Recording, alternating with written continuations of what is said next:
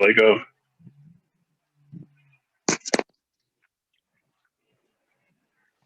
Walaikum salam, beloved. Walaikum salam. Happy Savior's Day, everyone. Happy Savior's Day to you, beloved. Happy Savior's Day. Happy Savior's Day, good brother. All right. Once the minister comes on, I'm going to put the waiting room on. So then I'm going to start monitoring everyone who comes on. Pretty much a la carte, everyone to get in. But last thing I needed, y'all are getting some real traffic. So I suspect some nefarious behavior may try to creep in. So Yes, sir. Yes, sir. those of you who are co-hosts, if you happen to see people sitting in the waiting room, please just give me that moment. I assure you, I'll get everybody who's supposed to be in. Yes, sir. Yes, sir.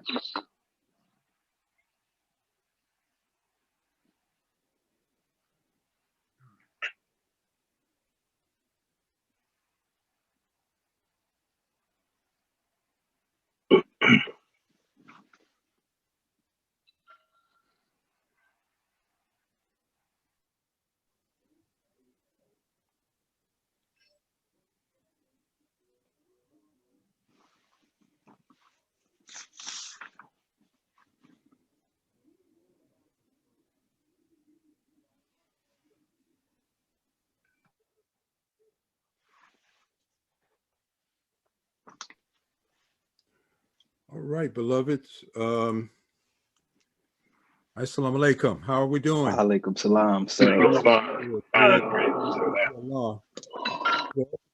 We're ready to start. I think I have 7 p.m. on the dot. So we're going to bow our heads in prayer and just get started with whoever's on. Oh, surely I have turned myself to thee, trying to be upright to him who originated the heavens and the earth, and I am not of the polytheist. Surely my prayer, my sacrifice, my life, my death is all for Allah. No associate has he, this am I commanded, and I am of those who submit.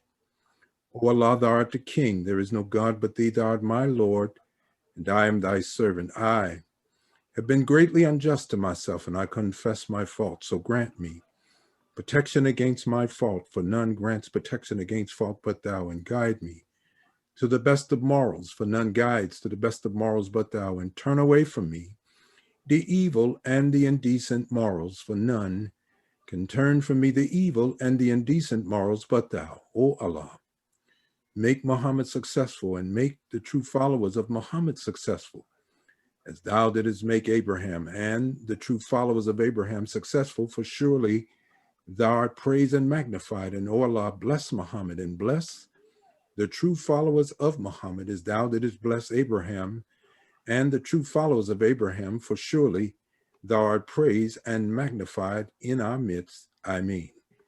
Ameen. Hold on just a sec.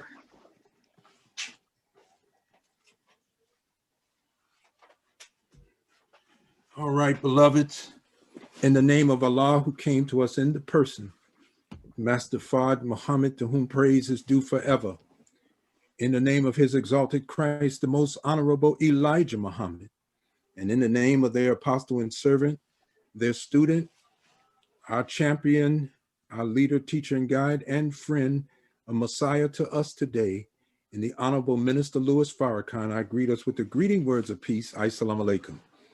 Alaikum salam, sir. We are thankful once again, family, for all those that can come on. We thank our engineers who are hooking us up to let people in on Zoom that we did reach out to with the link, and those that have been joining us on Facebook Live. And we welcome you once again to what we call Civilized Man.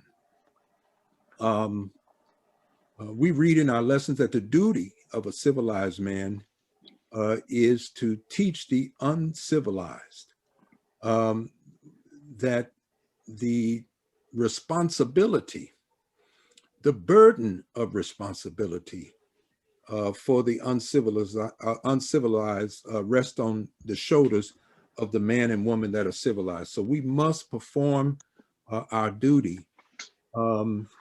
What is that duty? If we love And the Honorable Minister Louis Farrakhan teaches us that if you love, duty becomes the activity of your love. So the actions of our love, of course, speaking to the heart of this about civilizing us, the kind of condition that Black men and women find themselves in North America, we have been taught by the Most Honorable Elijah Muhammad, no one wants us in the condition that we're in. It doesn't mean no one will ever want you, but the condition that we are in, no one wants us. And when no one wants you, you may think you have a friend, but if we asked any nation on this earth, would you take the 40 to 50 million of us and let us come? We know how to do a lot of things. We've learned a lot of things in Pharaoh's house. In our present condition, no one would take us. So you think you have a friend, but we would be turned down by every kingdom, no matter what ethnic strain they come from, no matter what color or race that they are.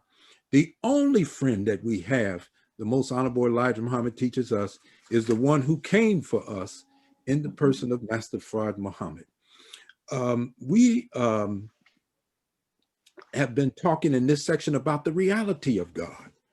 For the Honorable Elijah Muhammad teaches us that in the absence of the true, the real person of God, his identity, in the absence of the reality of God, over ages, men and women have served their own ideas of God, which means that as we look into the Creator's creation, we have begun to interpret through the five senses and other writings over the ages, just who and what God is.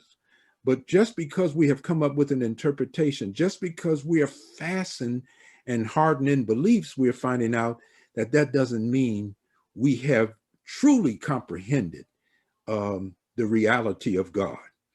So this section deals with that. And I'm focused on a verse in the book of John where Jesus said that the true worshipers will worship God. The translators say, for God is a spirit, but the real verse says God is spirit. And there's a difference because is in mathematics represents an equal sign, and what is on one side is equal to what is on the other, and the other side is equal to that. So God is spirit. If you say God is a spirit, then he's one of many spirits. What are we supposed to do? Is this multiple choice to find God? No. We must come now to the reality of the supreme being. The Most Honorable Elijah Muhammad said in the reality of God that he's not a spirit, he indeed is a man. But he differs from men in that he is supreme in knowledge, supreme in wisdom, supreme in power. For there's no such thing as manifesting real power without wisdom. So we're thankful to the Most Honorable Elijah Muhammad for this great truth.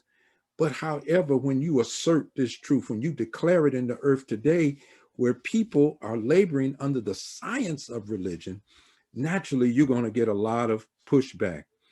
But the scripture describes God as he. The scripture describes him as him, even Son of Man. But we are taught that even though the core of the universe is spiritual, at our very core is spirit.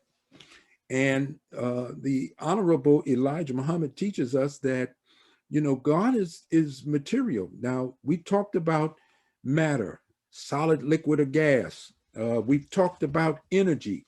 We talked about physics, the science of the relationship between energy and matter. The atom is the building block for everything in this material universe. And the atom is made up of matter and energy. So we can find, as you break the atom apart, its component parts show that there's been a uniting of matter with energy, and there's no separating of it now. If God gives life, the Honorable Minister Louis Farrakhan teaches us, if God restores life, If the scripture says, I am come that you may have life and have life more abundantly, then the Honorable Minister Louis Farrakhan teaches us that God must be animate. He cannot be an inanimate object. He even told us once in a brilliant discussion in 1991, God is called the Rock of Ages. God is called the lily of the field and things like that. But we're finding out that he's not a rock. He's not a lily. But if he's animate, he has to be animal, plant, or human. This is the breakdown of the reality of God now. The Holy Quran warns us against our own interpretation of God.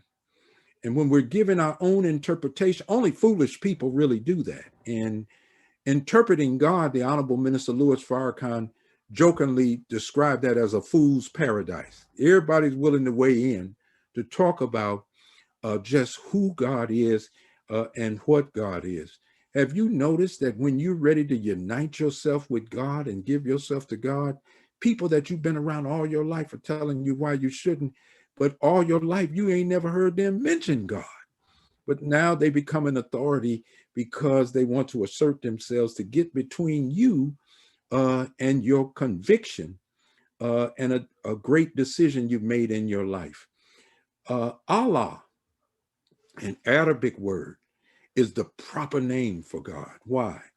The Honorable Elijah Muhammad brought up the Hebrew term Elohim, which translated in English means God. That God is used for so many different things now in the civilization that we live in, that there's nothing reserved for the Creator himself. So Allah is his proper name. In Arabic, the word Allah is called Jamid. Jamid means it's a word that unites all of the divine attributes of the divine being right into that one word. That's why the word all is in there. He says, so we're all in all. The word Jamid, well, first of all, to say a name means to describe the attributes of something. A name means to describe the characteristics of something. A name means to get into the nature of something. That's why Adam was taught all the names. You don't just teach a label. All you need to do is hear it once and repeat what you've heard. That's not a name. To really know a name, even as we shout in the church, by no other name can a man be saved than by, well, what does it mean? Why does that name save us? That means you have to get into the characteristics of what that name is. What are the attributes that are hosted in that name? What is the true nature of it? So Jamid means it only refers to the divine being. You can't put Allah to say something else. Now, you know, we use the word God, G-O-D, capital G-O-D, many times. I've used it cursing. So, I mean, we have used this word over and over. So we're not saying you can't say God. We're just saying to say God and you use it for any other thing in the language and the vernacular of the society and civilization that we're in. What do you have in lexicology? What do you have in your language that's reserved only for God? That when it's uttered from a man's mouth and a woman's mouth, we know we're talking about the living God. To be Jamid means it has no significance to any other word. There's no other word in Arabic.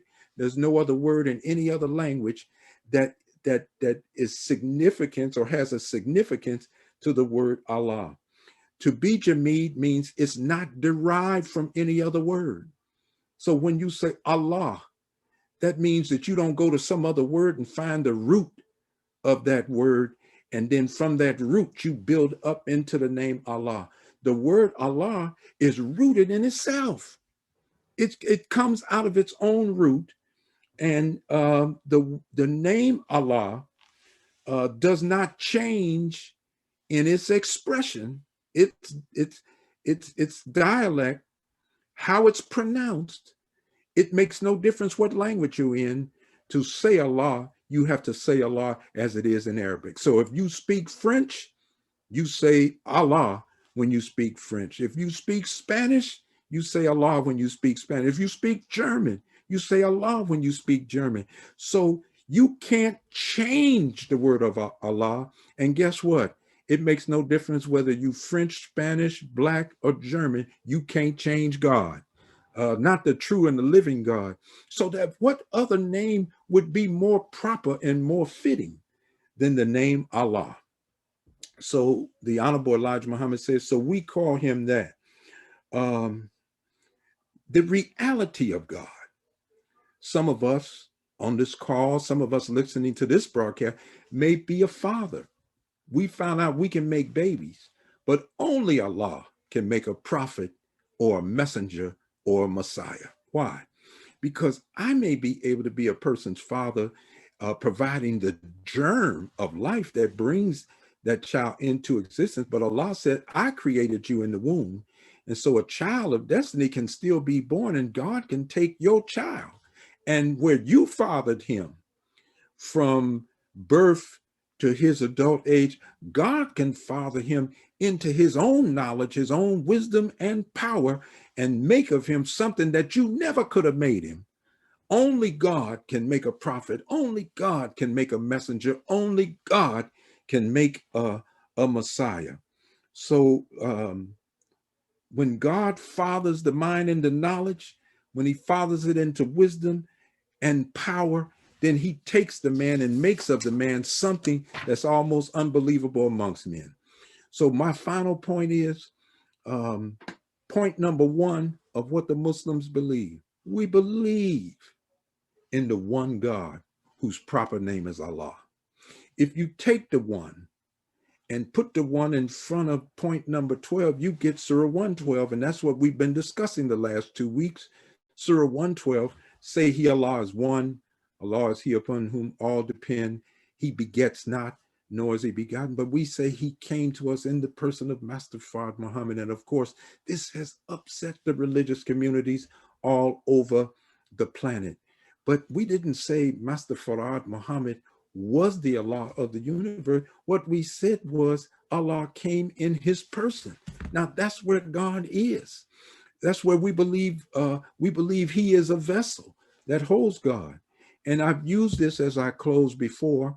If I'm in the desert and I need water, and water is already in me, but I still must drink water to live, God is already in me because he put his essence in me at my own creation, at your own creation. But just because the essence is in you doesn't mean you don't need the word. For man doesn't live by bread alone. He lives by every word that proceedeth from the mouth of the living God.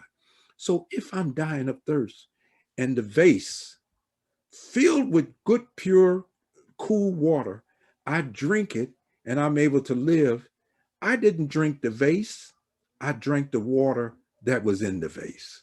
Even though water was already in me, it's perfect for me, so I drink it and I live. Well, the essence of God is already in me, and if I drink from God's word through the right vessel, I could say, well, you can get the water from anywhere. No, you got to get the right vase. There must be the right vessel for you to drink from in order for you to have this kind of life. And so we don't worship the flesh. We don't keep a picture of Fard Muhammad up in our mosque. We worship, as the scripture says, the true worshipers worship God in spirit, but we also worship him in truth. And the truth is that the spirit is housed in a vessel. That's what God uses to convey himself.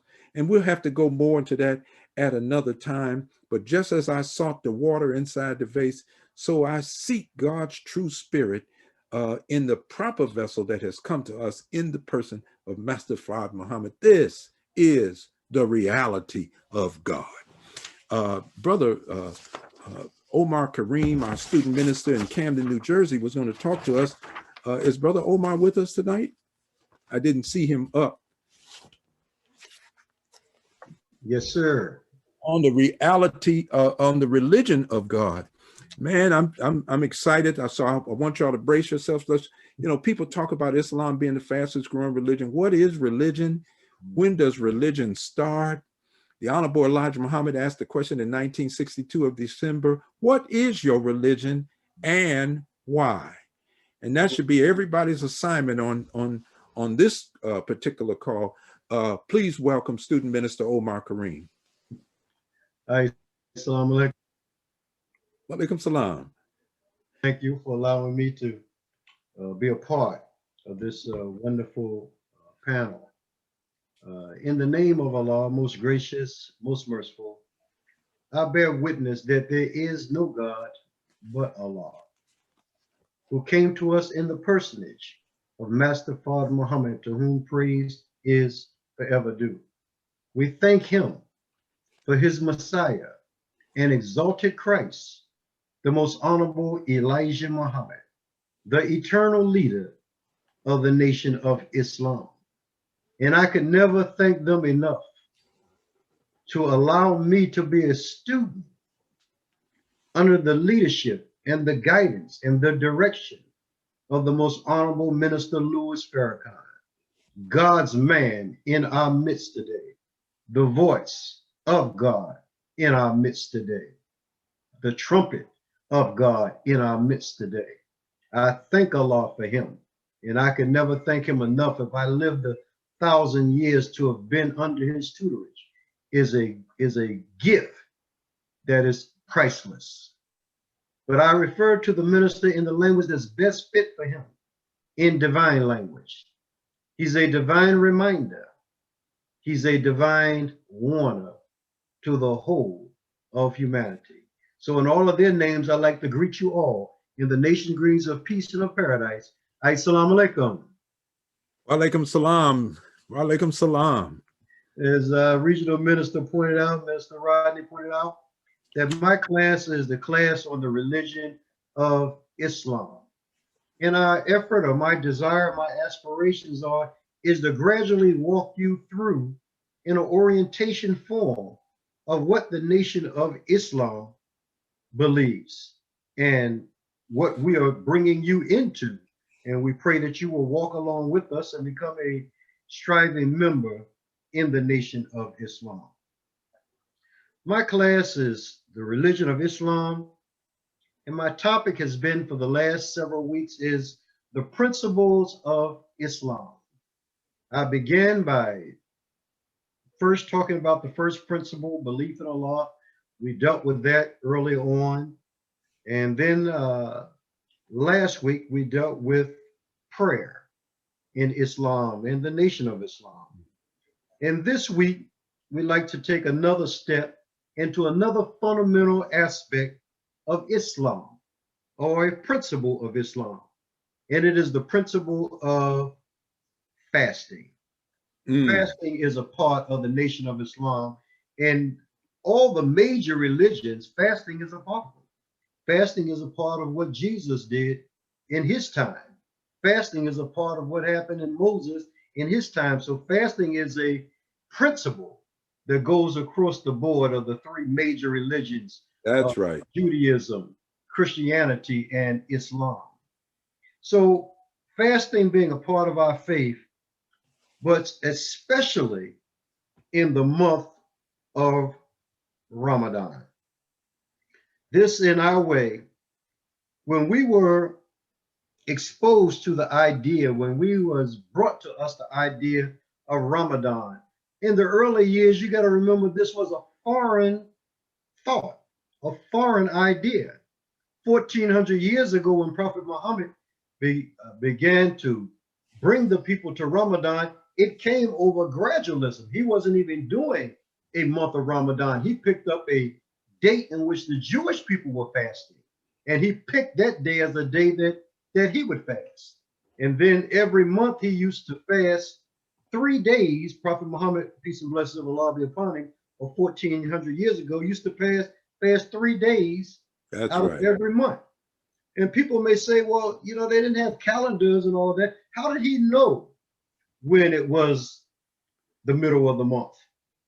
Because in the Islamic world, we go on the lunar calendar. And on the lunar calendar, the middle of the month is when the moon is a full moon. Our month begins with the sighting of the crescent, but the middle of the month is when there's a full moon. That is the middle of the month. That was the time in which Prophet Muhammad used to practice before he was given revelation to start a 30-day fast. I'm giving you this groundwork so you can see how gradualism works. We were people that didn't know anything about Ramadan. We didn't know anything about fasting, nor the value or the benefit of fasting. So the Honorable Elijah Muhammad and the Honorable Minister Louis Farrakhan took us through a pathway down a path of gradualism to bring us into the concept, to bring us into the idea, to see what the benefit of fasting was about and also what the benefit of Ramadan was all about. So when the Nation of Islam began to preach this concept of Ramadan, some did not understand the approach that we were given by the man of God. Didn't understand, well, why is the Nation of Islam doing it as we started off in the early years doing it, and the minister in the rebuilding started off in gradualism in our fasting approach of Ramadan. Some say, well, why did he take this particular approach? Because we was doing Ramadan in the month of December. But as I told you last week, we don't have a divine man's assignment. We don't have his mission. As Minister Rodney pointed out, that God raises up vessels to be servers of his cause. So many times we try to judge a man that we don't have the assignment or the mission of the man. Now think about this for a minute. The irony of human beings is that we say God is infinite. He's all wise, he's all knowing. Then when somebody brings us a concept outside of the realm of our understanding, we call them fakers, falsehood, pretenders, people that make up things. This is what the Holy Quran said. They said of Prophet Muhammad, oh, there's nothing but tales of the ancient. Why? Because they couldn't accept that God could not bring a message from someone other than the people who were present in their day and time. If the people in their time was capable of redeeming and saving humanity, God wouldn't have to send a helper to that people. No, we today take God for granted. We say that he's all wise. We say that his knowledge is infinite. His knowledge has no limitations to it. But when a servant of his comes and brings us something that's beyond our understanding, we tend to be among the doubters. So I say to you in this form, we are taught Ramadan. It's a form of fasting. The schedule that the Honorable Elijah Muhammad gave us was the practice of eating one meal a day. If you really look at it, it was like we were doing Ramadan every day. Every single day. Practiced it in the way that he told us to eat. Perpetual. We ate between 4 and 6 every day and nothing in between. We were already on Ramadan, but the Honorable Elijah Muhammad didn't tell us that. He just gradually walked us in to our mission. Look at this.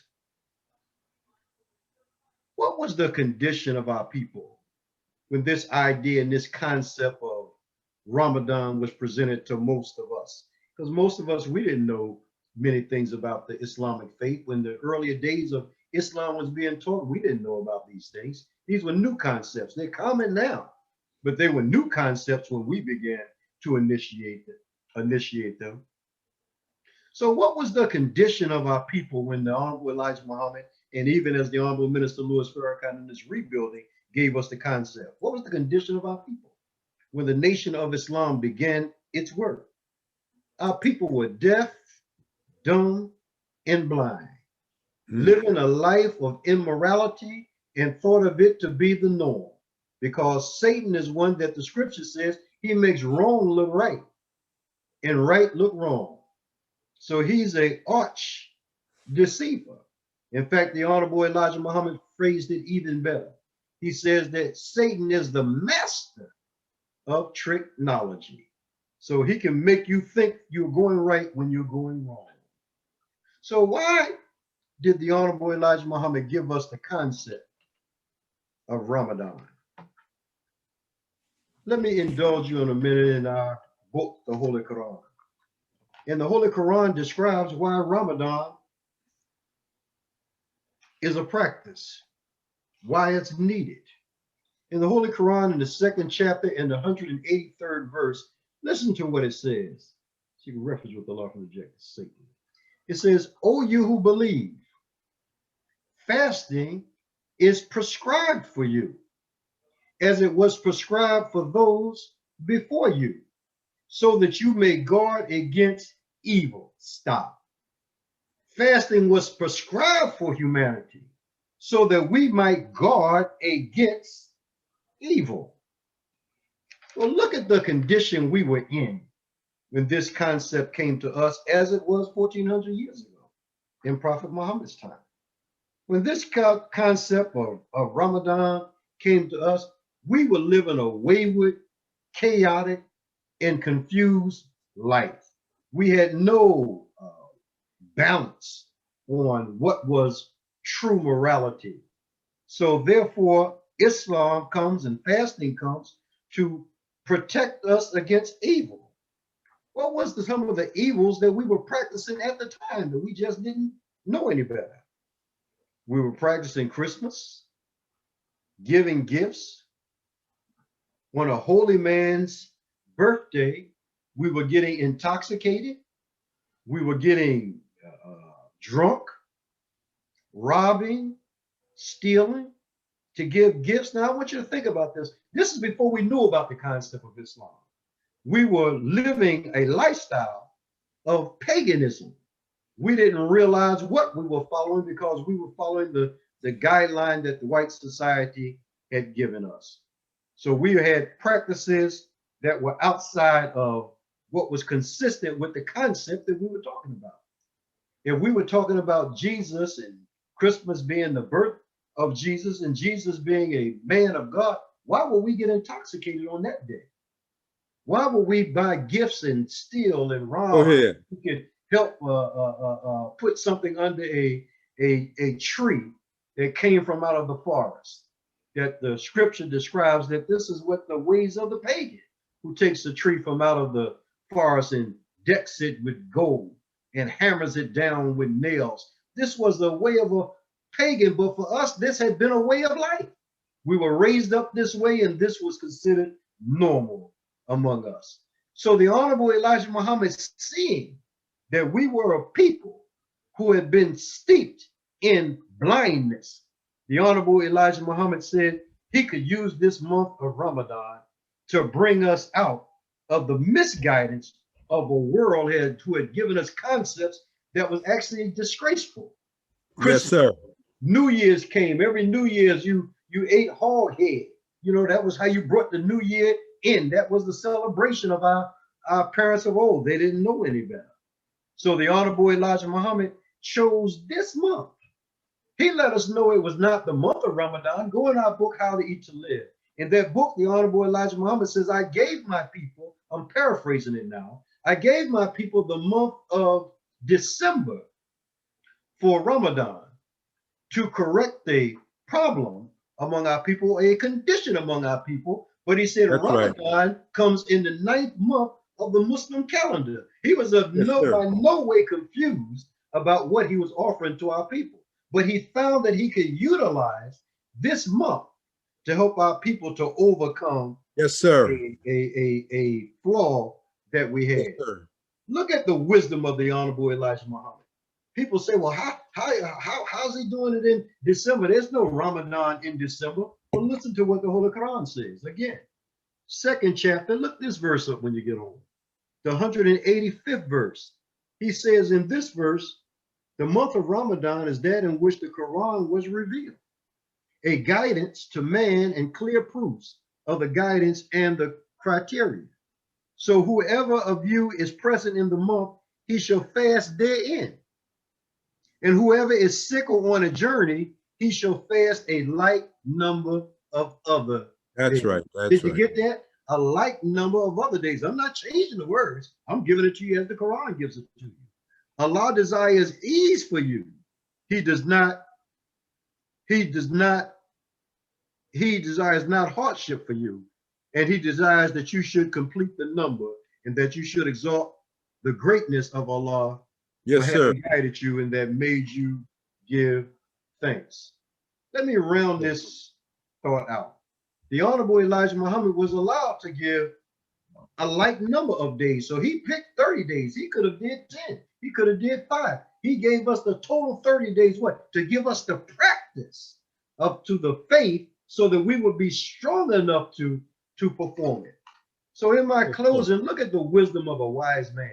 He took the shortest days of the month of the year in December, when the days are the shortest. He took the coolest days of the year when it's winter, and he gave us that to be a beginning point to Yes, start sir. off Ramadan.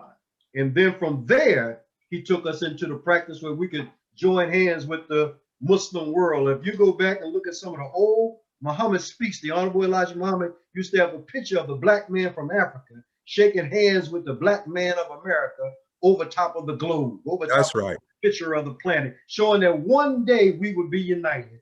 And I leave with this. He told the Honorable Elijah, he told the Honorable Minister Louis Farrakhan before he left, he says, brother, find a way to build a bridge between our brothers in the East, and I'm paraphrasing it now, but find a way to build a bridge between our brothers in the East and our brothers in the West. And the Honorable Minister Louis Farrakhan used his wisdom, walked us gradually through December, then have us now today fasting with the Muslim world. So now we can go all over the world and say, La ilaha illallah, Muhammadan Rasulullah, and practice right along with the rest of the world. And when they say Allahu Akbar, we truly know that God is the greatest, because we're not living under the mystery of God.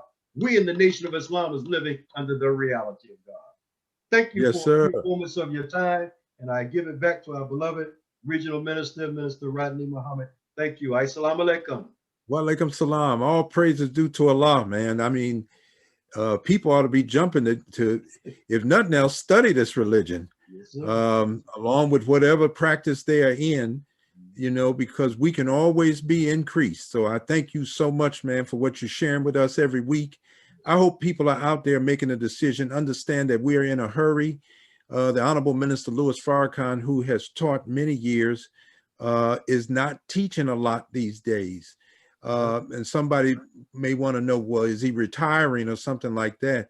No, what we should be worrying about is God closing his mouth, because once God closes his mouth, all kind of things start opening up, because we probably have not responded to God's word properly over the years that he has preached to us. So right now we want to talk about our moral state, the nature of the original people, which is righteousness.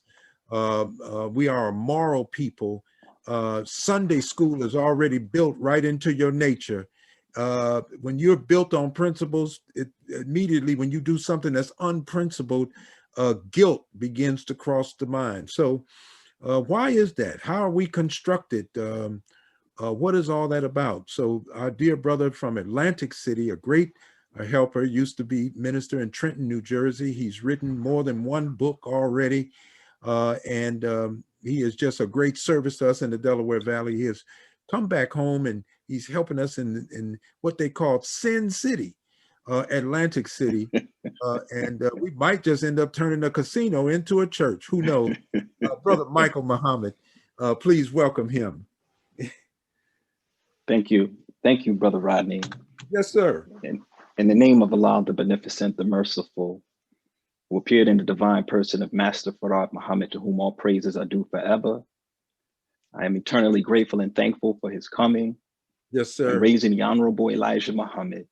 And I'm thankful to them both for leaving us and giving to us a wonderful gift in the Honorable Minister Louis Farrakhan. I'd like to greet everyone who is on the call and everyone listening in the greeting words of peace. Assalamu alaikum.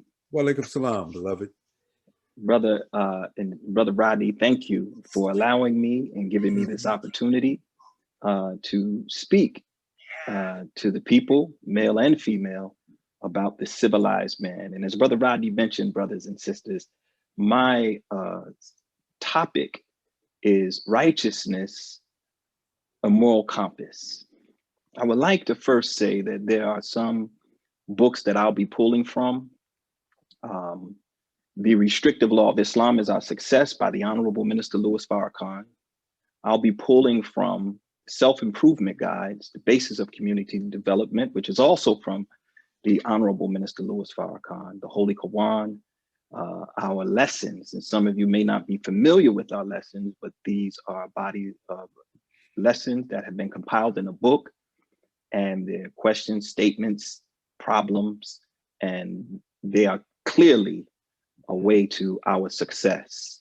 I would like to open by saying first, our beloved brother Omar mentioned that the Honorable Elijah Muhammad, in giving us Ramadan in the month of December, was preparing us to practice the faith.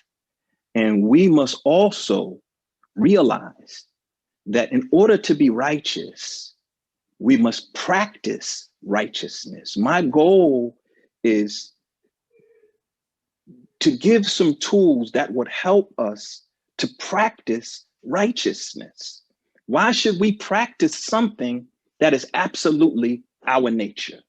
The Honorable Elijah Muhammad said that Islam is given to us as a religion, but it is absolutely the nature of God.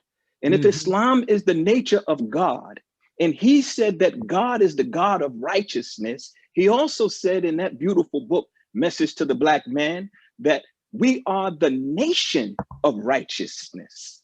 That is something that is absolutely ingrained in the nature of us, but because of our sojourn here in America, that righteousness and the light of righteousness in God has been put out through a process that made us other than ourselves.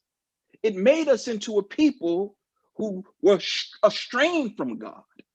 So much so that God had to come himself to reverse the process that the devil or Satan himself put us in. And it's even deeper than that, because our beloved brother, student minister Robert Muhammad, last week dealt with this same subject, and he spoke about a germ. So it's absolutely something in our nature as well. So if we are the people of righteousness, what must we do to go back to being righteous? Well, God gave the Honorable Elijah Muhammad a teaching. He gave him a teaching, and the Honorable Elijah Muhammad took that teaching and he produced a methodology.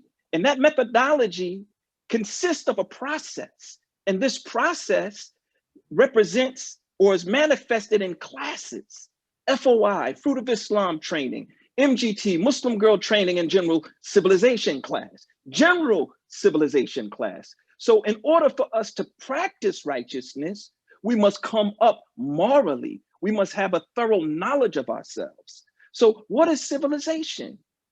And what is the meaning of civilization? It's one having knowledge, wisdom, culture, refinement, and not savage. Civilization is the pursuit of happiness. And what is a savage? A savage is a person who has lost the knowledge of themselves and they're living a beast life. So we must come up out of the beast life. And in order to do that, we must engage in a process, a teaching, an education. Righteousness is not dress. Righteousness is not what you say. Righteousness is not what you appear to be, but righteousness is what you do. And you must practice righteousness, and we must practice our Islam, not somebody else's Islam, but your Islam, because Islam is your nature, and you and I must accept our own and be ourselves. And you can't be yourself, and I can't be myself following somebody else. We must follow the truth of God, the God of righteousness. Now, let me read to you some definitions. Righteousness is the act of acting in accord to a divine or moral law. Now, to be moral is to function on the principles of right or wrong behavior. You can do right or you can do wrong. Either way, you're going to be moral or immoral. And a law is a rule of conduct, and a rule is a prescribed function, and a principle is a rule of action or conduct. Now, keep those in mind. We have been given what we call restrictive law.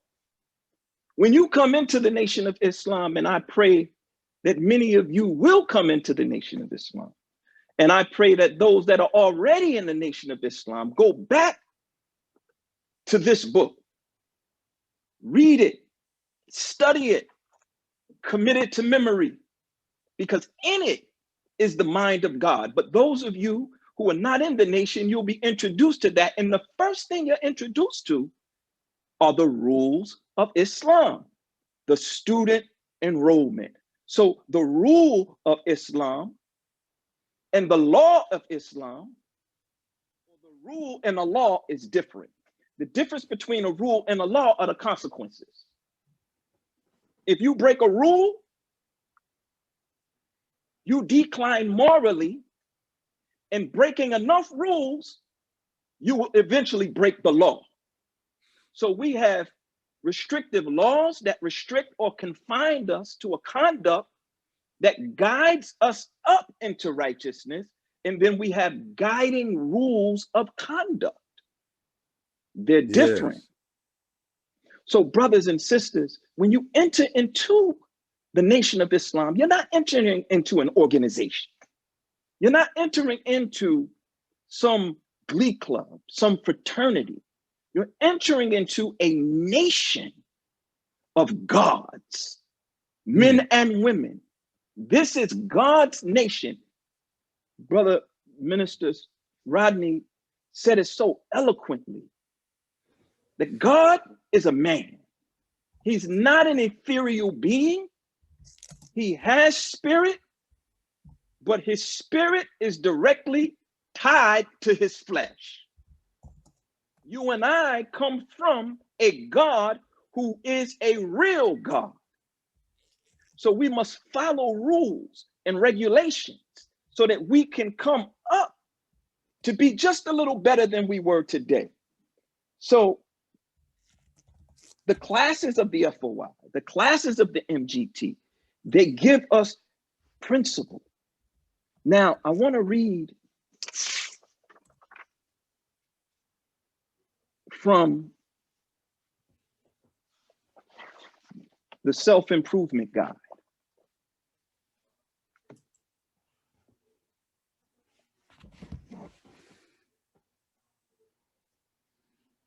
In order for us to come up, brothers and sisters, we have to be actively involved in our growth and development personally. You can't rely on somebody to tell you right and wrong when you have a voice in your head that tells you right from wrong. That voice is called the self-accusing spirit. And that self-accusing spirit is a voice of God in you. And each of us must take responsibility to listen to the voice, to nurture the voice, to develop a relationship with the voice, that you become comfortable with listening and hearing your own self, the truth of yourself, the rightness or the correctness of yourself manifested in a voice that if you listen to it long enough, the voice becomes God himself speaking directly to you. It's nothing spooky. The Honorable Minister Louis Farrakhan says here, there are things that you instinctively know are right. You don't have to be taught that. The nature of you is created that way. There are other things that you have to learn, but most of us know right from wrong. It is an instinctive thing that God puts right in the nature of you. So when there is a moral consciousness, your mind says, I shouldn't do that. I'm wrong. Then you're coming awake. And when you are condemning your actions, then there's an awakening of moral consciousness. You are coming out of the animal stage into a moral stage of development. That is a very good sign. But when you can do evil with impunity and don't feel anything, you are dead morally, dead spiritually, and you are an animal in your so-called human existence. We live in a world that is spiritually and morally undeveloped, and man's potential to become human has not been realized. What man do you know, and what man have you seen, or woman, that has the moral, Yes, sir. Yes, sir. upstanding character like the Honorable Minister Louis Farrakhan? Right. He's an example for us. That's right. Now I have about 4 minutes left, and I just want to speed through this quickly because I want to give some homework.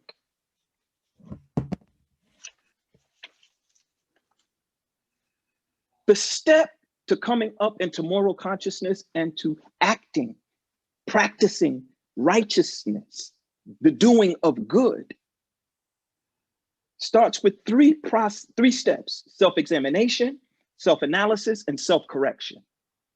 We must look in the mirror and examine ourselves. We must analyze not just what you did, but what caused you to do what you did or think what you thought. And then correct it. That's corrective behavior. This is something that you and I must do on ourselves. All of us are quarantined. We're at home. So the church, no meetings unless it's via Zoom. The mosque, no meetings. You're at home. We're forced to look in the mirror. We're forced to look at ourselves. These steps, the Honorable Minister Louis Farrakhan said, quicken the self-accusing spirit. But there's a voice in our head that's always telling us to do opposite what that self-accusing spirit is telling us to do, and that comes from another place. I want to read something from the Honorable Elijah Muhammad, and then I'll close and pick up and continue next week, Allah willing. The Holy Quran says in Surah 21:18, lo, we hurl truth at falsehood till it knocks out its brains, and lo, it vanishes. So if falsehood has brains, then men have brains, then are we saying that sin originated with man? Absolutely. The minister said that Satan is a force of self. Mm-hmm. So the germ or the gene or the thing in our nature that causes us to incline to do wrong can be uprooted. So the Honorable Elijah Muhammad said, when asked about uprooting this thing that is in our nature, he said, well, Master Farad Muhammad is the one that's going to get it out of us. And he is the best knower. The only thing I can use is what he taught me.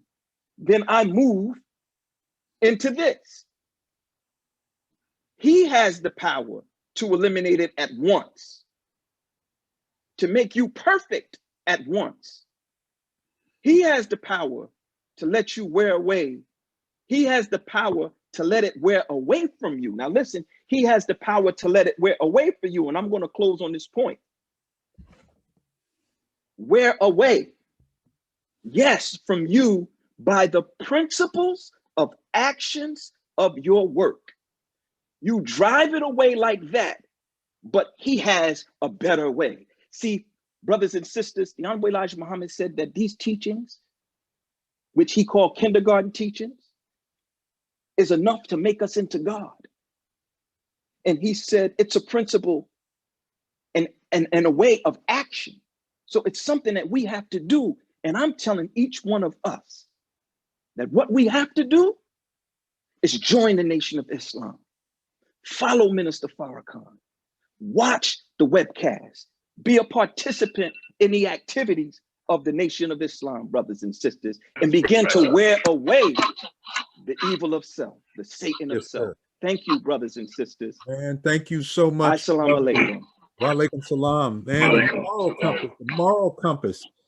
That's what I'm talking about. You know, I think it's Proverbs that says, there is a way that seemeth right unto a man, but the ends thereof is death. Man, have you ever gone down a street and somebody turned the street sign this way and you thought that was the street and that Can't nobody tell you on the right road because you said I read the sign. But this enemy world, they have twisted the signs around. We're running back 4,000 years ago, 2,000 years ago, 1,400 years ago. The answers are being presented right now. Thank you, Brother Michael. Now, brother Rodney, I'm sorry, Yes, good sir. brother. If I can just have one more minute, I forgot to give the homework assignment. Well, let's see what we have at the end because I need to move Yes, into sir. money, good home, Yes, sir. friendship in all walks of life. You know, imagine I started off talking about we didn't have a friend. And, you know, your best friend is the one who can bring the best out of you. And so, you know, but here's somebody promising us something we don't have, or at least we don't have enough of, or we don't manage what we have, money, and then a good home.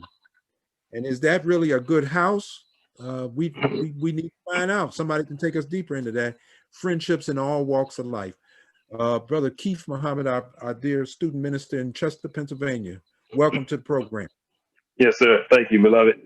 In the name of Allah, the Beneficent, the Merciful, I bear witness that there is no God but Allah who intervened in our affairs in the person of Master Fard Muhammad, to whom praises are due forever. We thank him and can never thank him enough for coming amongst us a lost and destroyed people and raising from our ranks his promised Messiah, the exalted Christ, the most honorable Elijah Muhammad. And to them both, I will forever be thankful, grateful, and whether we know it or not, we are all indebted for the mercy, love, and kindness that they have extended to us in the form of a well-made man. And that man is the man who is in our midst today. That man is a divine leader, teacher, and guide, a mercy from God for us and for all of humanity, the Honorable Minister Louis Farrakhan. In their names, I greet you, dear brothers and sisters, in the greeting words of peace once again, Assalamu alaikum. Walaikum salam. It is indeed an honor and a privilege once again to be before you via this format. I'm thankful to Allah once again to be able to share thoughts and really regurgitate that which we are being taught from a wise teacher, the most honorable Elijah Muhammad's prized pupil, extension in our midst, the Honorable Minister Louis Farrakhan. Our class, as Brother Student Minister Rodney mentioned, is on the subject of money, good homes, and friendship in all walks of life. And as I believe we mentioned last week, every law, every physical law has a spiritual counterpart. So as we look at the aspects of luxury, money, good homes, and friendship in all walks of life, it's never separated, as we have heard tonight already. You can't take spirit and matter and divide them and have reality. So it's very important that we deal with the principles that govern finance, that govern managing a home, but all of it is rooted in our spiritual growth and development and the foundation that you will receive in the life-giving teachings of the Honorable Elijah Muhammad. Tonight, I want to look at luxury and a good home. I want to look at, last week we talked about money and how our greatest money, as the Honorable Elijah Muhammad teaches us, is our faith. And we put our faith to the exchange, we can be able, or we are able to secure those things that will make life more beneficial for us. So tonight, I want to start with a quote, dealing with a good home.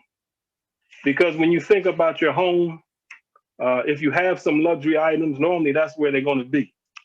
Now, you might have a luxury car, but in the home is where you have those items that maybe are not necessities, but they make life a little more comfortable.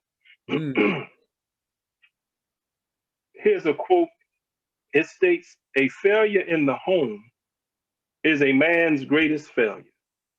If he fails in his marriage, if he fails in his children, if his home is troubled or divided, or if his children are unruly and wayward and irresponsible, he has failed in the most fundamental duty as a man. No success in life can compensate for this failure. He may accomplish great things in the world of men. He may be a man of science, industry, or government with notable achievements, but what can atone for a failure in the home? A man is principally responsible for its success or failure." And the Honorable Minister Louis Farrakhan, as I stated, I believe in the first week, the man is the temperature setter in the home. So we have to accept responsibility. Now, the woman is a key part of the home environment as well, but principally, the man is ultimately responsible for the success or failure in his home. A good home is a place where you have peace and you have contentment of mind, regardless of outside forces and what's going on in the world. That's It right. is that retreat, it is that sanctuary that you and I go out looking for in the church. We go out looking for a sanctuary in the mosque. And these are places where, yes, you should be able to find something that aids you in growth and development to find peace, but there should be no sanctuary outside of the home that can give you greater peace than you find in your own home. Because outside the home, you may not necessarily control that environment, but in your home is where a man can dominate and control and create the environment that he desires. And when you have a mind that is being guided by God, then you establish a home that becomes an absolute place of peace and contentment of mind. But in order to do that, we must develop the right mental approach and attitude toward our home. It's a luxury to come home to a peaceful environment. It's a luxury to come home and know that when I approach the door, I can leave all the madness and craziness from the outside. And just like you take off your coat in the wintertime and hang it on the door, you can take off all that trouble and relieve your mind. Because in the home is the Spirit of God. In the home is a woman, if you're married, that is of like mind as you are. So we're not dealing with it in this class, but you have to learn how to choose a spouse, whether male or female, that's going to be compatible in order to have a good home. But I want to look at some of the things that in the next few moments that we have to do to help maintain a good home. Because I don't care how nice, and I don't even care how spiritual and beautiful the people in the home are. As our beloved minister talked about love, love is duty and responsibility. So we have to shoulder the responsibility, and the Quran teaches us that men are the maintainers of women. It is our duty to maintain the home, which is the base for the woman, which is where when you have a woman who is under the mind and spirit of God, establishes that peaceful, beautiful environment. Because us as men, sometimes, we can have a couch and a TV and a refrigerator and we pretty much okay. But that culture and refinement that is part of civilization, the woman plays a great part in helping us to develop that aspect of self. So that brings me to the struggle. Study guide number 4, as Brother Michael held up the study guides, is entitled The Struggle for Balance. The struggle for balance. And it is very important. Just as though, as it's been said over and over again, we don't worship a mystery God. We're not going to sit at home and pray all day and get up and do nothing about what we pray. We're not going to just pray for money. We're not going to just pray for a good home and friendship in all walks of life. But as Brother Michael insinuated or really emphasized, the action, the practice of principles that will produce the outcomes we desire. Now, I want to look at a practical thing, because when you deal with maintaining a home, we know money is absolutely a necessity. So I'm going to get my homework assignment in now, Brother Michael, before I forget. What I want us to do in the next week, and we can start today as Wednesday if you want to start on Sunday, but if you can start today or tomorrow, for 1 week, I want us to write down everything we spend every day in the way of money. And in that same week, I want us to write down, and we may not, unless you are making money every day selling an item or product, you may not have a daily income, but over the course of a week, what is your income? If you work a job, how many hours did you work? What do you get paid per hour? Break it down so that at the end of 7 days, you know how much you spent and how much you brought in. And also, when you look at the spending, what did you spend your money on? Because at the end of it, we want to analyze and look at the income versus the expenditures, and we want to see and multiply that over several weeks. You don't have to do it for a whole month unless you really have the discipline.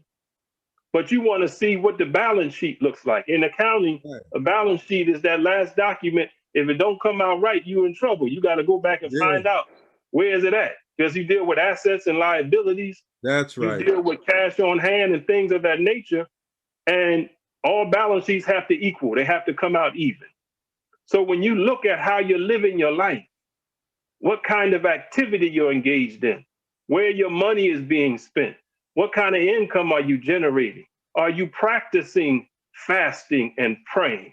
Are you studying and reading the word of God? Are you striving to grow nearer and nearer to God? Because the only thing that's going to balance the life of a man or even a woman is that we have the proper relationship with God, who determines how to operate and live our life, and we will be in perfect balance.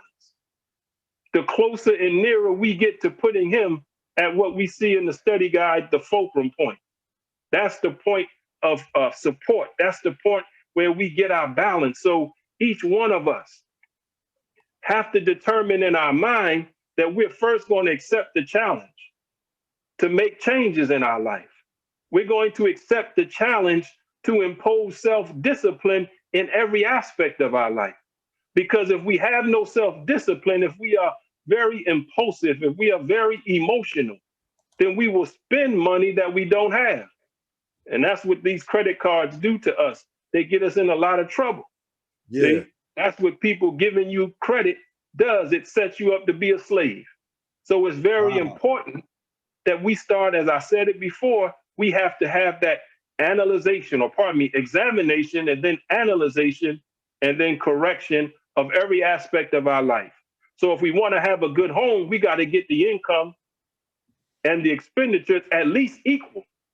And then you got to grow them beyond being equal. You have to be able to have a excess of income relative to your expenditures so that you can save and you can begin to invest and you can begin to develop, or you can begin to purchase those luxury items. You should never purchase a luxury item if you can't take care of your necessities. The Honorable Elijah Muhammad, we should not be riding around, he said, in a luxury car before we have a fine home. We should not be spending money on things we like at the expense of things we need.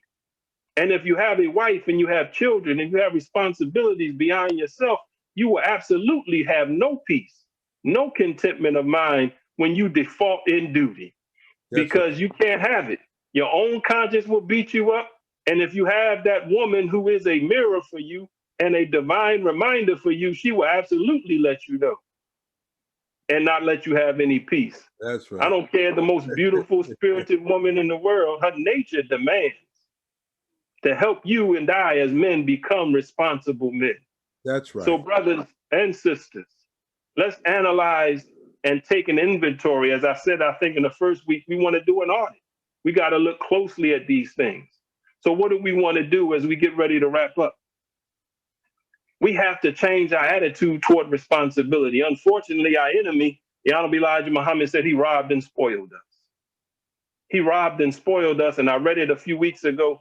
Some of us don't have the mind or thought to even do for self and think or want to do for ourselves. But we got to change that. So when you come to the Nation of Islam, that's something you're going to hear over and over again. Do for self or suffer the consequences. And no matter how good your job is paying, if you are not in control or have the ability to do for self, at some point there will be consequences. Whether it's you not wanting to go to work, being sick, being have to take care of your children, have to take care of your mother, whatever it may be. If you don't have the freedom of independence of being someone who can provide and do for themselves, there's always a consequence. So you and I must approach our life, no matter how, no matter where we are at this moment, every one of us have room for improvement. So if we want to have a life of luxury, and the greatest luxury you can have is what you find out when you come to the Nation of Islam in chapter 1 of Message to the Black Man. The greatest luxury you can get is to know God and know yourself, know your enemy and know the time and what must be done. That's the greatest luxury. because that puts your mind at ease and you are not confused in a time like this. Because right now, people are perplexed. People are confused. God is not the author of confusion. He's the author of peace. So if I know God and I know the time and I see all this madness, Yes, sir. I have to be careful and mindful of how I move and act. But I'm not surprised because it's written. It's And the written. Honorable Elijah Muhammad has taught us It's written. down to the very moment to which we are living. And his student is reminding us and giving us insight so that it's not hard to see where this thing is going. We just want to make sure we get out the way and are not a part of it. So that's a luxury. That's a great benefit. And then understanding the law of cause and effect. And I'll close with this point. You and I, once we take this analyzation, look at the balance sheet. I'm spending too much money on junk. I'm spending too much money on frivolous things. I don't have enough income with just my job. I got to do something else to supplement my income. I don't care what it is. You can sell socks. You can sell bean pies. You can sell something. That's right. Can generate income, little plug. And to generate income. That's right. To help you what? Raise up your income and then you cut. I saved a lot of gas money this time during this pandemic. That's right. Yes, See, sir. you eat one meal a day, you save a lot of money when you eat one meal a day, right? Mm-hmm. When you cut out things that are not necessary. That's right. Until you can afford them, then you'll be able to have a peaceful existence and you'll be able to meet and fulfill your duty. So There brothers and sisters, we have a struggle for balance. And the last thing I'll say on the homework assignment, write down the expenditures that you know you have every month. Cable, rent, mortgage, car note, insurance, things like that. Because those are the things you know you have to pay. And then when it comes to those other items, cable, you know, Starbucks coffee, all the things that are maybe a little unnecessary, then you know where you can start to cut when you need to cut. But first, let's just take this inventory, see where the money's going, see how it's coming in, make the adjustments, struggle to gain balance, and that's going to take self-discipline. And when you can start to apply self-discipline and you can control yourself, as our beloved student minister always likes to say, you know, if we can just control ourselves, we can do a lot. You know, we talk about boycotting and things like that. We can't stay out of store for a week.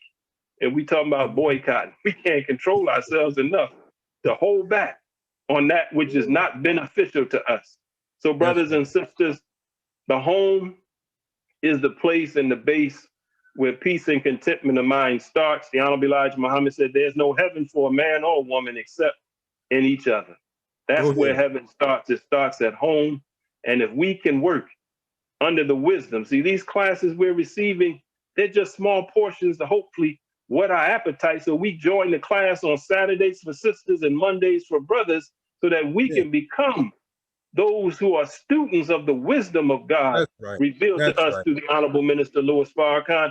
And then we can change our lives with the help of Allah and make our life what God intended for it to be, which is one of joy and peace and contentment of mind. So may God bless us. I thank Allah again for the opportunity. Thank you. I greet you all again, and inshallah, we'll see you again next week. Assalamu alaikum. Wa alaikum salam, man. Thank you so much, man. And the assignments went up on the chat board. And you know, he's showing us a clear order: God first, family second, nation third. Because you got a family that rests on God, then we got a good unit and cell for nation building, a strong family. So thank you very much, beloved brother Minister Keith. You know, I'm reading somewhere, Brother Victor, that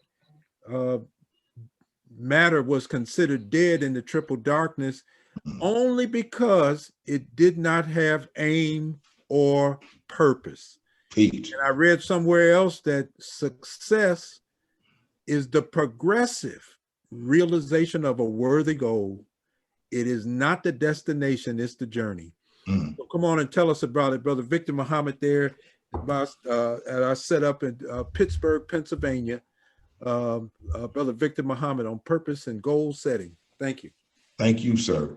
In the most holy name of Allah, the beneficent, the merciful, who appeared in the person of Master Farad Muhammad, the great Mahdi, to whom praise is due forever. In the name of his exalted Christ, the most honorable Elijah Muhammad, in the name of their Messiah, the Honorable Minister Louis Farrakhan, I greet everyone with the greeting words of peace. We say it in the Arabic language of Assalamu alaikum. Walaikum salam. I'm forever grateful to be in the Delaware Valley Ministry class under the leadership of Minister Rodney Muhammad, who is a servant of the Honorable Minister Louis Farrakhan, and makes no qualms about it.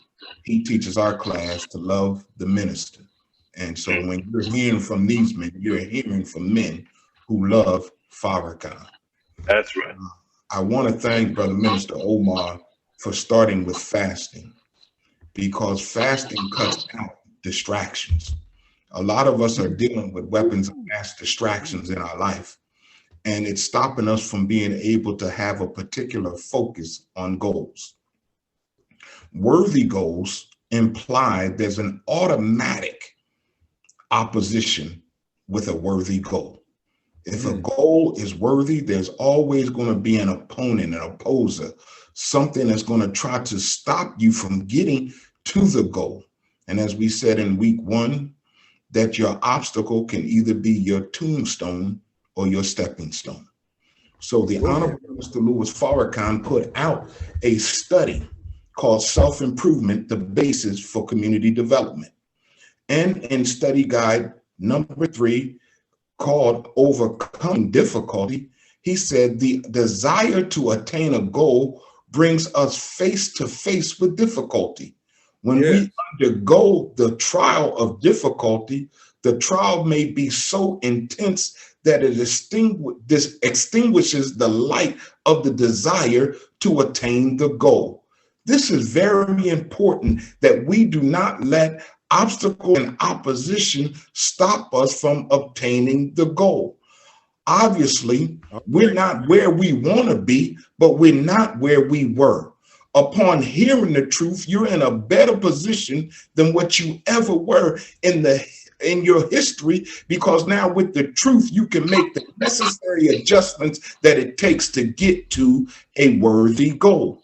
So Louis Farrakhan goes further in the study guide called Building the Will. See, a lot of times you will have the goal, but do you have the will? Do you have the desire that matches your discipline?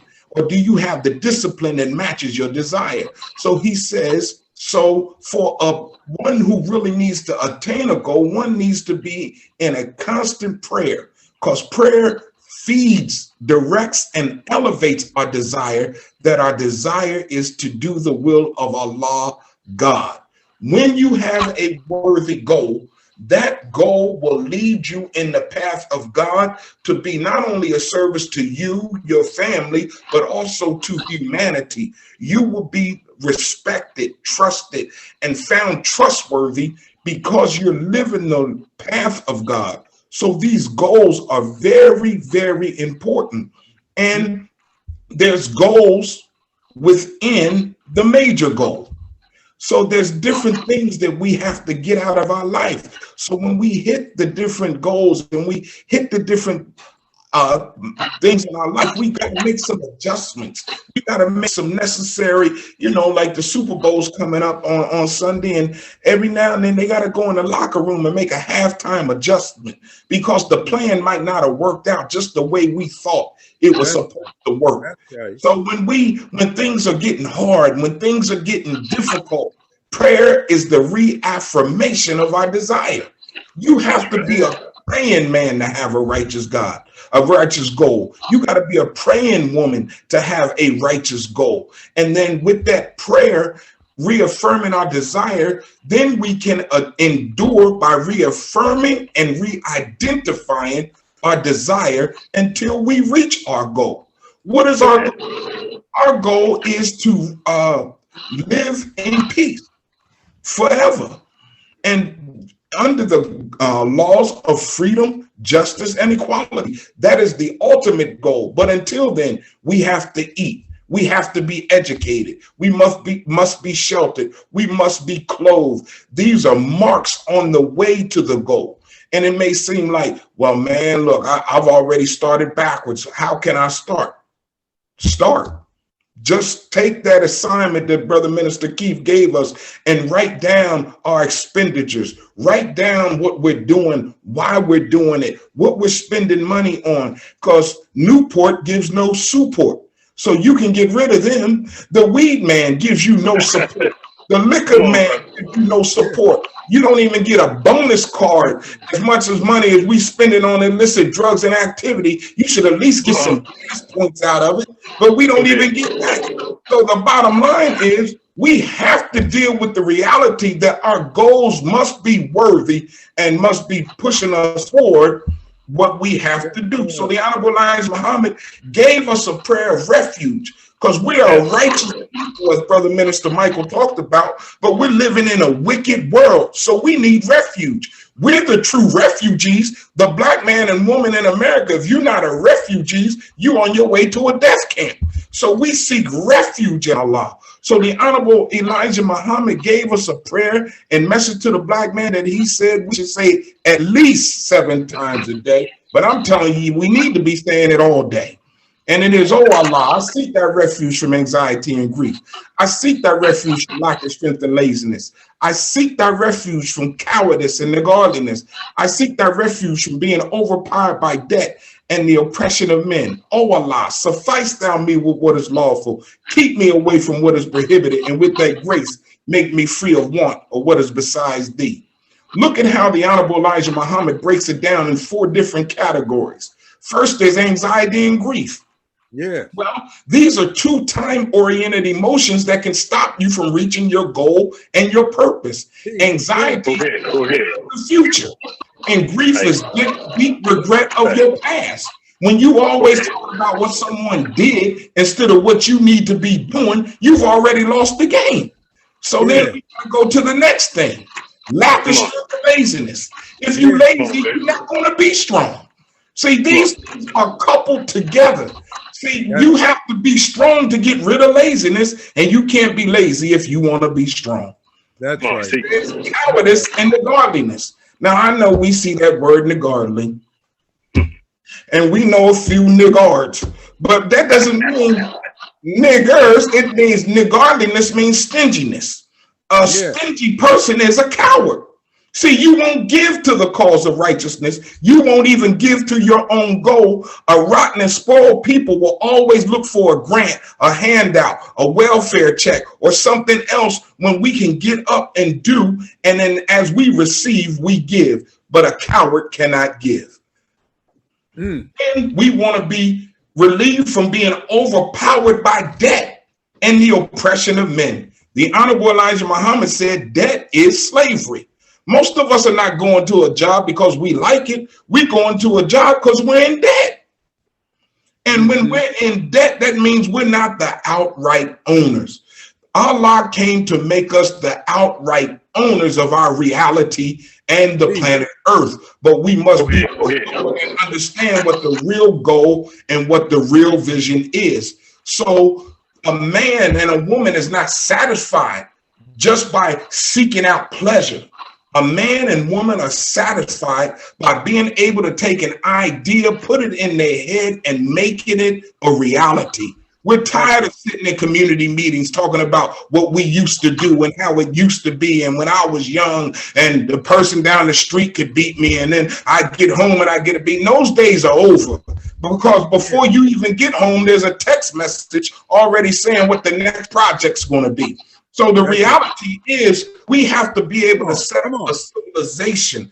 Our goal on our way to our civilization is to set up a society where our children can find great mates to pick from to keep a reality of righteousness going among the people. So the Honorable Minister Louis Farrakhan wanted us to be very sure that, you know, just seeking pleasure is not our goal. Seeking pleasure is just a part of it. But listen to what he says here. Oh, pardon me. I don't think I put y'all on the screen. Let me pull that up for you.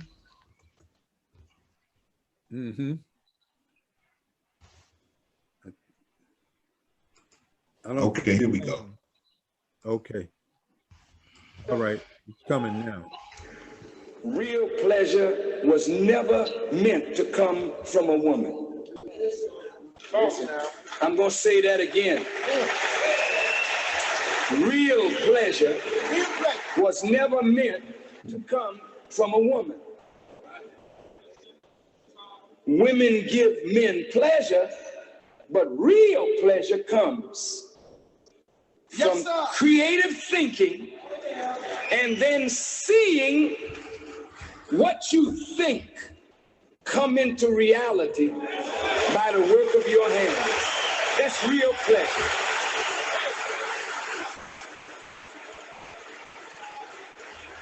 Reverend Jackson has experienced real pleasure. Yeah. Because this house was an idea in his mind. Yeah. An architect took it from his mind and put it on paper. Yeah. He gathered his flock and they went to work, and what was an idea became reality. The word became flesh.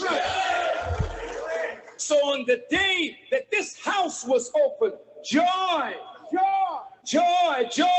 that no female could give. Because now this house, this reality from the mind can house thousands now that can be inspired to go out and make a difference in the world. But as long as you, as a man, lay down at night and dream about your greatness, but you are never able to manifest how great you are, then the pain of being non-productive makes you seek pleasure that keeps you non-productive. Look at it. Look at it, brothers. Teaching. So that's from the man of God. We must be productive, and this is what God will restore in us, and that will be the reality of God. May Allah continue to bless us all with the light of his understanding. Assalamu alaikum. Wa alaikum salam. Man, that is, that's terrific. That's terrific.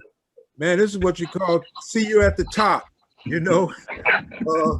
Brother David might have some information that we can use. Did Brother David get on? He texted me. Yes, sir. Assalamu alaikum. Alaikum salam, Brother David Hassan. Praise be to Allah. This is my great helper in Philadelphia who, you know, helps me to tie down those that are ready to take that that critical step. And it's the right step for the black man to take. That's right. Brother David, take us on and wrap it up for us. Yes, sir. I was ready for some more. Praise be to Allah. I'm telling you, I was too. Whenever we all get together, incredible things take place. My name is Brother David Hassan. I facilitate the orientation class here in the city of Philadelphia. We want you to know we're not done. You know, there's much more that we want to offer you. So Yes, you know, we want to invite you to a class that deals with self-improvement, a class that deals with higher civilization than what we've been used to here in America. And of course, we want to invite you to the supreme wisdom lessons. I saw a brother in the chat mention that. But there is a process. You know, we live in a microwave world and we don't like process. You know, we don't like being patient, but everything that we want will come to us in the right stage and degree when we can handle it. And Allah is the best knower. So yes, sir. I just want to say, you know, what I heard the other student ministers saying, we don't believe that a ghost is coming from the sky to change our condition. That's right. We don't believe anyone loves us enough to do for us what we are not willing to do for ourselves. But we do believe that God appeared in the person of Master Fard Muhammad. We do believe that God came for us because he loves us. And that alone, and we also want to thank him for the Honorable Elijah Muhammad and the Honorable Minister Louis Farrakhan. But the fact that we're saying that what the world has been waiting on, what our hearts have been yearning for, as far as the presence of God being in our lives, and that God came to America, that's worthy of us investigating.